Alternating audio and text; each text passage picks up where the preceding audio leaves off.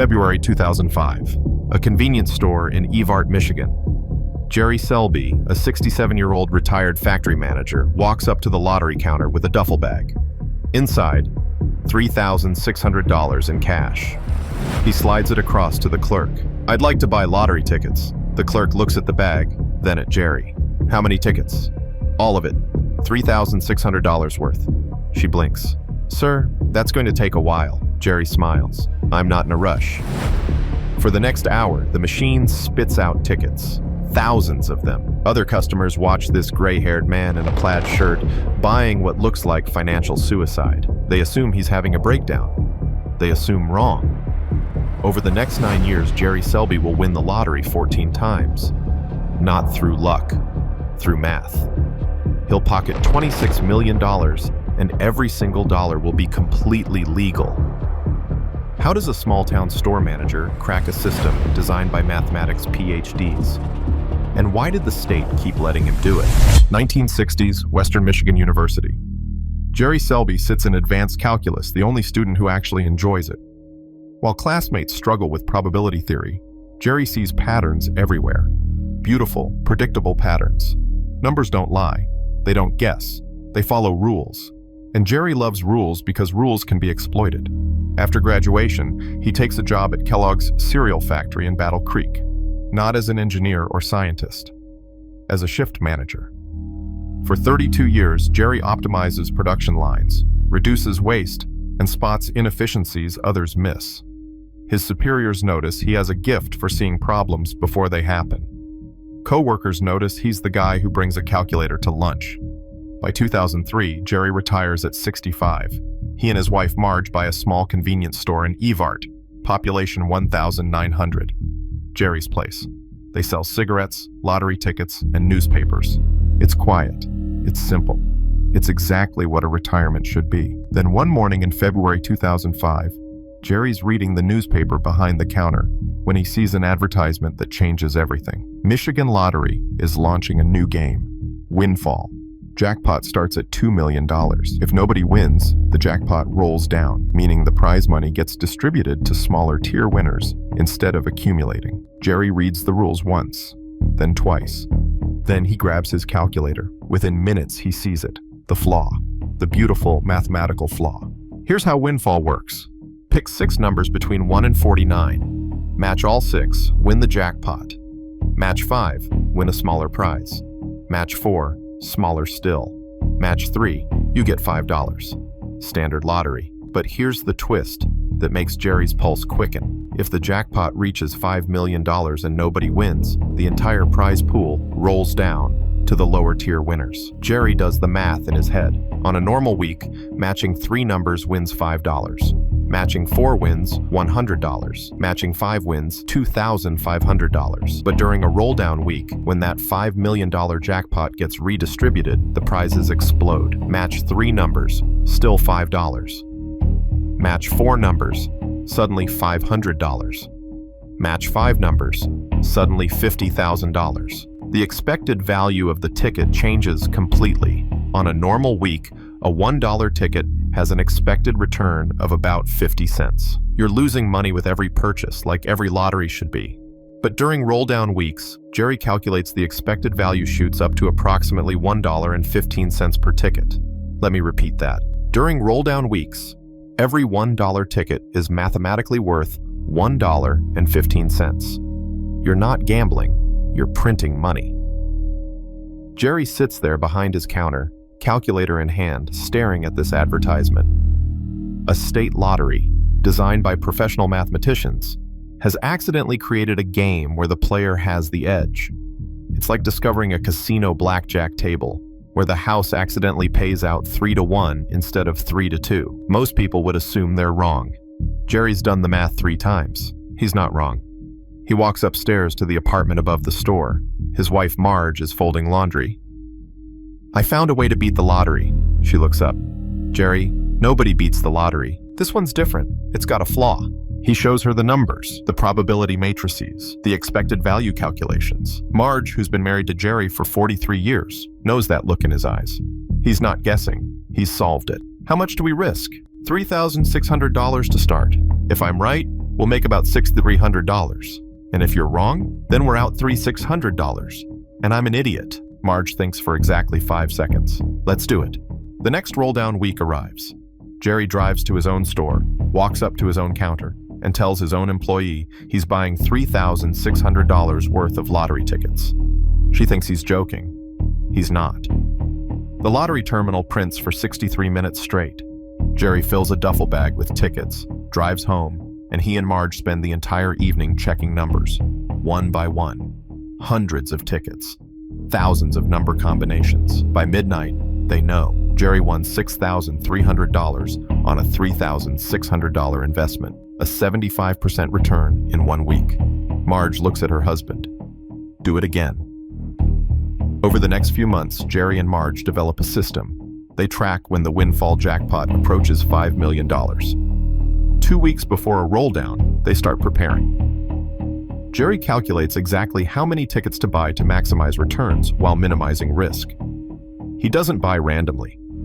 He uses a betting strategy called coverage, ensuring his tickets spread across as many number combinations as possible. Boston, Massachusetts. MIT students sit in a dorm room, staring at the same Winfall advertisement. A math major named James Harvey runs the numbers and reaches the same conclusion Jerry did. During roll-down weeks, the expected value of a ticket exceeds its cost. Harvey recruits classmates. They pool money and buy $1,000 worth of tickets during the next roll-down. They win $3,000. Harvey grins. We're doing this again. Within a year, the MIT students form a betting syndicate called Random Strategies. They're not buying $3,600 in tickets. They're buying $300,000 per roll-down, funded by investors looking for guaranteed returns. They treat it like a hedge fund, because mathematically, that's what it is. By 2010, 3 major syndicates are hammering Winfall during every roll-down. Jerry's group, the MIT group, and another syndicate from Northeastern University. Between them, they're buying over $1 million in tickets per roll-down week. Clerks at convenience stores see them coming and groan. Here come the lottery guys. One store in Cambridge becomes so overwhelmed by MIT students buying tickets that the manager has to bring in extra staff on roll-down weeks. The lottery terminal runs for 24 hours straight. Students take shifts, feeding cash into the machine. Tickets pile up in garbage bags. An investigative reporter named Andrea Estes at the Boston Globe hears about MIT students winning hundreds of thousands of dollars in the lottery. She starts digging. In October 2011, she publishes an expose, A Game with a Windfall for a Knowing Few. The article reveals everything: the flaw, the syndicates, the millions won. Public outrage explodes. Why is the state running a lottery that sophisticated players can exploit? Why are MIT students and a retired factory manager winning millions while ordinary people lose? Michigan lottery officials are forced to respond. They conduct an internal investigation. The conclusion is uncomfortable. Jerry Selbee and the MIT students didn't break any rules. They didn't hack the system. They didn't cheat. They just understood math better than everyone else. Everything they did was 100% legal, but the optics are terrible. The Michigan lottery shuts down Winfall in 2012. No more roll-downs. No more guaranteed returns. The game is over. By the time Winfall closes, Jerry Selbee has won approximately $8 million in profit over 7 years. The MIT group won $18 million. Other smaller syndicates won millions more. The state of Michigan still profited overall because casual players lost enough to offset the smart players' winnings. But Jerry isn't done. In 2005, while Jerry was exploiting Winfall in Michigan, Massachusetts launched its own nearly identical game called Cash Winfall. Same rules, same flaw, same roll-down structure. And Jerry Selbee noticed. By 2010, Jerry and Marge start making trips to Massachusetts, 9-hour drives from Michigan to buy hundreds of thousands of dollars in Cash Winfall tickets. They rent hotel rooms in Springfield. They coordinate with family members to buy tickets at multiple locations simultaneously. It's a full-scale operation. One Massachusetts convenience store becomes their hub. The owner, initially confused by these Michigan retirees buying $50,000 in lottery tickets, eventually just sets aside roll-down weeks for them. The Michigan people are coming. Clear the schedule. The MIT students notice Jerry's group. Jerry notices them. For a while, an unspoken truce exists. There's enough prize money for everyone during rolldowns. But as both groups buy more tickets, the returns shrink.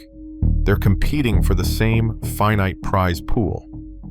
During one particularly intense rolldown in August 2010, Jerry's group buys $720,000 worth of tickets.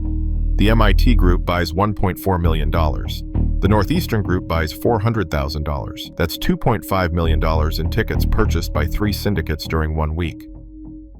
Convenience stores across Massachusetts run out of lottery paper. Terminals overheat from printing tickets nonstop. Jerry wins $830,000 that week. Not bad for a 72-year-old retiree. But the Boston Globe article in 2011 triggers investigations in Massachusetts too. State lottery officials review purchasing data and realize what's happening. 3 syndicates are exploiting cash windfall exactly like they exploited Michigan's Winfall. The Inspector General launches a formal investigation. Here's what they find. Jerry's group, the MIT group, and other syndicates have won over $40 million combined from cash windfall. On certain roll-down days, the syndicates are buying over 90% of all tickets sold. Regular players barely have a chance. The state treasurer holds a press conference. This is embarrassing. A lottery is supposed to be a game of chance, not a math competition for MIT students. In January 2012, Massachusetts shuts down cash windfall. The gravy train ends. So did Jerry Selbee do anything wrong? Legally, no. Ethically, that's more complicated. Jerry argues he found a flaw in a poorly designed game and exploited it within the rules. The lottery is supposed to be random, he says in interviews. But this wasn't random, this was math. Critics argue that lotteries exist to fund schools and public programs, and Jerry's group siphoned millions from those programs. But Jerry counters. The state still made money. Casual players still bought tickets. The lottery still profited overall. He just took a bigger slice. The MIT students faced harsher criticism.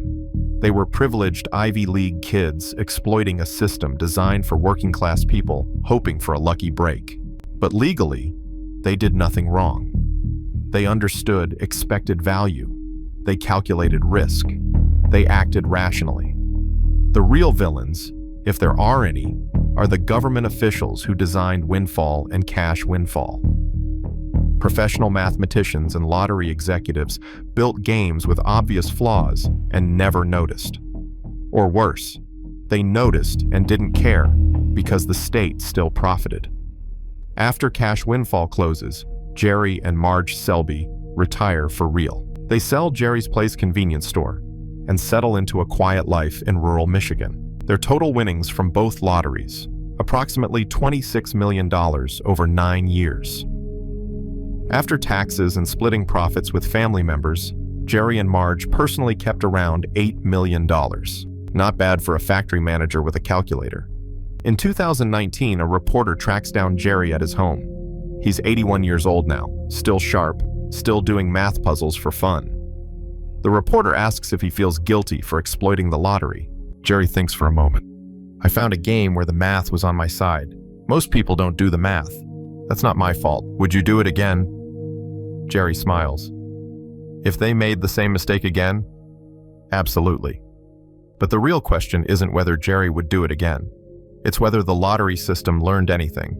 And the answer is complicated. Some states redesigned their games to eliminate roll-down flaws.